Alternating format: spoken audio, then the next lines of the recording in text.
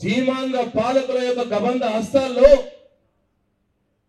నలిగిపోతున్న తెలంగాణని, బందీలుగా ఉన్న తెలంగాణని విడిపియాలని ఎట్లయితే కేసీఆర్ ఆ రోజు 29 నవంబర్ 2009 నాడు దీక్ష చేసినాడో, ఈ రోజు మనం అదే 29 నవంబర్ రోజు 15 సంవత్సరాలైంది. ఈ రోజు సంవత్సరమైంది కాంగ్రెస్ పార్టీ వచ్చి. ఆ రోజు ఎట్లయితే సమైక్య పాలకుల చేతిలో తెలంగాణ బందీ అయిందో, ఈ రోజు రేవంత్ రెడ్డి చేతిలో ఇవాళ తెలంగాణ బందీ అయి ఉన్నది. ఇల్లు కూలగొడుతున్నాడు, భూములు గుంజుకుంటున్నాడు. ఎవరు ప్రశ్నిస్తే వాళ్ళని కేసులు పెడుతున్నాడు, జైళ్లలో దోస్తున్నాడు. ఇవాళ తెలంగాణ రేవంత్ రెడ్డి చేతిలో, ఈ కాంగ్రెస్ ప్రభుత్వం చేతిలో బందీ అయిపోయి విలవిల్లాడుతున్నది.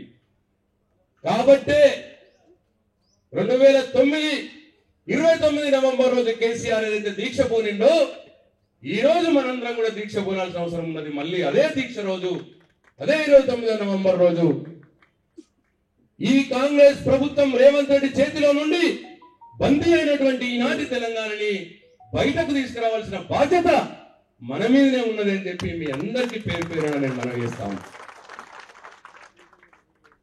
నీళ్లు లేని, కరెంటు లేని, ఉపాధి లేని తెలంగాణని పుష్కలంగా కరెంట్ ఇచ్చి, పుష్కలంగా నీళ్లు ఇచ్చి, ఇవాళ దేశంలోనే నంబర్ 1 పర్ క్యాపిటల్ ఇన్కమ్ తలసరి ఆదాయం గల రాష్ట్రంగా కేసీఆర్ తీర్చిదిద్దుతే 10 సంవత్సరాల కాలంలో కేవలం వీడొచ్చి 11 నెలల కాలంలోనే మొత్తం తలకిందులు చేసి పెట్టేసింది. పెరిగిన భూముల ధర దిగిపోయింది, రైతు బంధు వచ్చేది ఆగిపోయింది, బతుకమ్మ చీరలు వచ్చేది ఆగిపోయినాయి, వచ్చే 2000 పెన్షన్ చక్కగా లేదు, కొద్దిమందికి వేసి రుణమాఫీ మొత్తం అంటాడు, బయట వ్యాపారుల ప్రైవేట్ వాళ్ళకి అమ్ముకుంటట్టు చేసిండు వరంతా వడ్లన్నీ. మిగిలిన కొద్దిమంది బోనస్ అని ఏదో చెప్పి అట్ల మోసం మొత్తం తెలంగాణని తలక్రిందులు చేసిండు. కాబట్టి వాళ్ళు ఎక్కడికి పోయినా అంటున్నారు మళ్ళా మీరే ఇదే మాట. ఏడికి పోయినా 4 ఏళ్ళు కూడా అవసరం లేదు. భారత్ చెప్పు 100% 2017లో జమిలీ ఎన్నికలు వస్తున్నాయి. 2027లో జమిలీ ఎన్నికలు వస్తున్నాయి. సంవత్సరం అయిపోయింది, ఇంకో 6 నెలలు పోతే సంవత్సరం అంతా ఎలక్షన్ అయింది.